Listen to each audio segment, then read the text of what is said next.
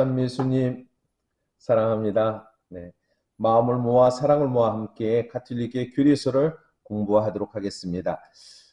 오늘은 제2장 하느님의 아들 예수 그리스도를 믿나이다라는 부분에서 부활에 대한 사건, 부활의 신비에 대한 부분을 함께 공부합니다.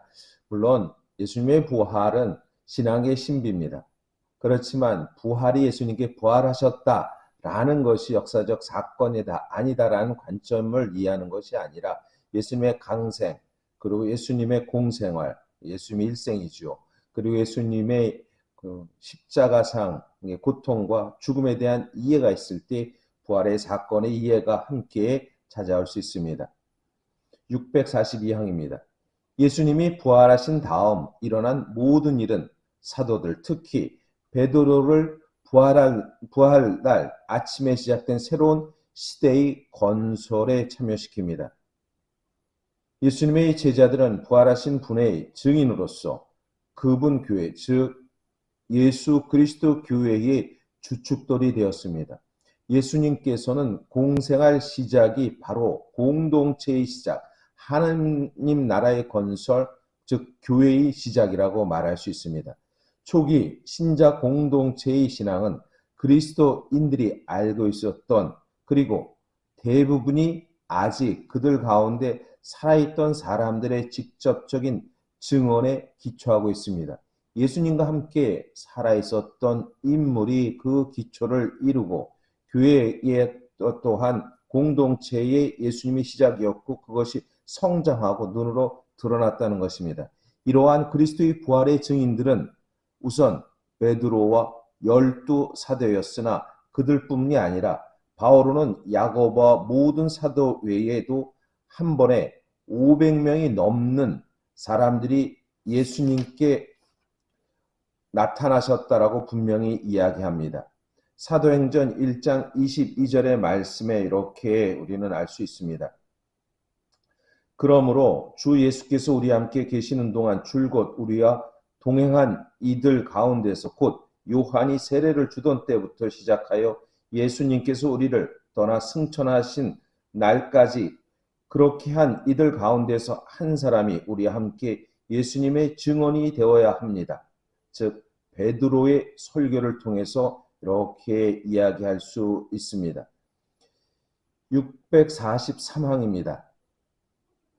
이런 증언들을 앞에 두고 그리스도의 부활을 물리적인 차원을 벗어나 어떤 것으로 해석하기는 불가능하며 이를 역사적인 사실로 인정하지 않을 수 없습니다. 이것은 제자들의 신앙이 그들의 스승이 미리 알려주셨듯이 스승의 순환과 십자가 위의 죽음이라는 가혹한 시련을 겪어야 했던 여러 사실에서 분명해집니다. 루카복음 22장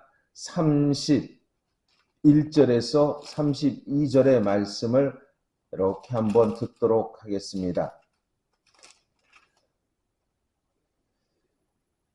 루카복음 22장 31절에서 2절.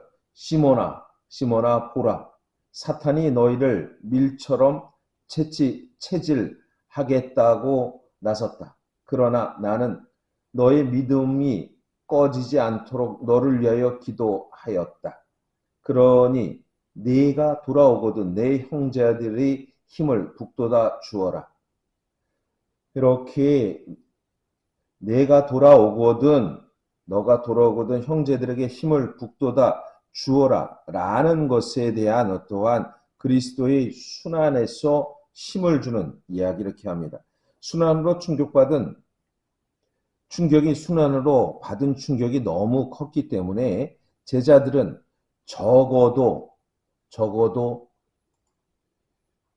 즉 그들 가운데 몇몇은 부활 소식을 쉽게 믿지 못하였습니다.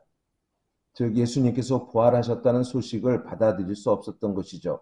복음서들은 우리에게 신비로운 열광에 넘치는 공동체를 보여주기는커녕 기가 꺾이고 즉 심통한 표정으로 있었다, 침울한 표정으로 있었다라고 루카복음 24장 17절에 이렇게 말씀합니다. 그것은 침울한 표정으로 있었다라는 것에서는 부활하신 주님의 그 모습이 참으로 부활하셨는지에 대한 두려움이지요. 그래서 그들에게는 참된 부활의 모습을 이렇게 알 수 없었던 것입니다. 엠마오로 가는 두 제자들에게 예수님께서 그들에게 걸어가면서 무슨 말을 서로 주고받느냐고 물어보자 그들은 심통한 표정을 한 채 멈추어 섰다라고 이렇게 말씀합니다. 두려워하는 제자들의 모습을 보여줍니다. 두려워하는 제자들 모습. 그 모습은 또 요한복음 20장에서도 어떠한 제자 두려워한 모습의 20장 19절에도 이렇게 얘기합니다. 20장 19절에 그날 곧 주간 첫날 저녁이 되자 제자들은 유대인들이 두려워 모두 문을 잠가 놓고 있었다. 제자들에게 말씀합니다. 예수님께서 오시어 그들 가운데서 하시며 평화가 너희와 함께 하면서 두 손과 옆구리를 보여주셨다. 그러면서 평화가 너희와 함께 라는 이야기를 루카복음 20장에서 알 수 있습니다. 두려워하는 그 제자들의 모습을 보여준다라는 것입니다. 이 때문에 그들은 무덤에서 돌아온 거룩한 여인들의 말을 믿지 못했으며 그 이야기가 헛소리처럼 여겨졌습니다. 우리는 성경 말씀에서 들려주는 것은 어떻게 보면 우리 인간의 삶과 어떻게 마찬가지라고 생각됩니다. 부활하셨다라는 것을 예수님께서 공생활에 부활의 이야기를 했지만 누구도 죽은 지 사흘 만에 다시 나타난다라는 그 부활의 이야기를 제자들은 받아들이지 못했다고 이렇게 이야기하는 것입니다. 루카복음 24장 11절의 말씀에 사도들은 그 이야기가 헛소리처럼 여겼습니다. 여인들이 왔던 이야기를 사도들에게 얘기했지만 그래서 사도들은 그 여자들의 말을 믿지 않게 됩니다. 그러나 베드로는 일어나 무덤으로 달려가서 몸을 굽혀 들여다보게 됩니다. 그곳에는 암호포만 누워 있었고 그는 일어나 이 일을 속으로 두려워하며 돌아갔다라고 이렇게 얘기합니다. 예수님의 부활하신 날 저녁에 11제자에게 나타나시어 그들의 불신과 완고한 마음을 꾸짖으셨습니다.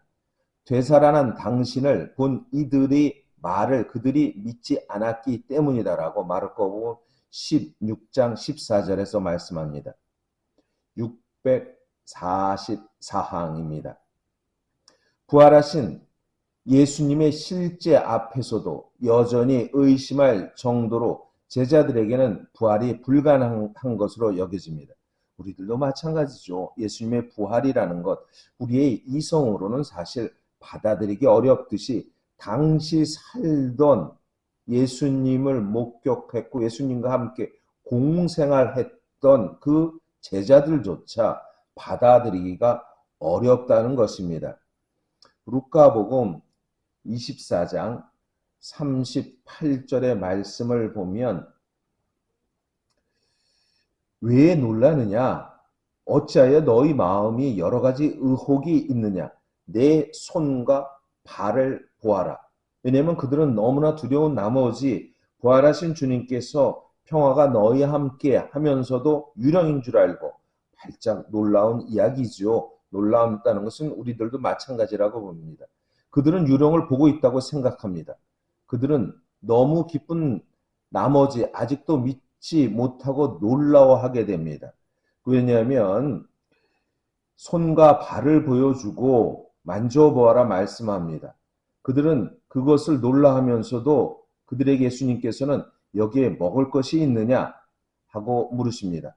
그들이 구운 물고기와 한 토막을 드리자 예수님께서는 그것을 받아 이렇게 잡수십니다. 그리고 그들에게 이야기합니다. 내가 전에 너희와 함께 있을 때에 말했던 것처럼 나에 관하여 모세와 율법과 예언서와 시편에 기록된 것이 다 이루어졌다. 즉 메시아는 다시 오신다라는 그 이야기 성경의 말씀에 기록된 것입니다. 그리고 마테오 사도가 전하는 갈릴레아의 마지막 발현 때에도 제자들은 더러 의심하였다고 얘기합니다. 마테오복음 28장 16절에서 20절까지 말씀에서 11제자는 갈릴레아로 떠나 예수님께서 분부하신 산으로 가셨습니다. 그들은 예수님을 뵙고 엎드려 경배하였습니다. 그러나 더러는 의심하였고 예수님께서 그들에게 다가와 이르십니다. 나는 하늘과 땅의 모든 권한을 받았다. 그러므로 너희는 가서 모든 민족들을 제자로 삼아 아버지와 아들과 성령의 이름으로 세례를 주고 내가 너희에게 명령한 모든 것을 가르쳐 지키게 하여라.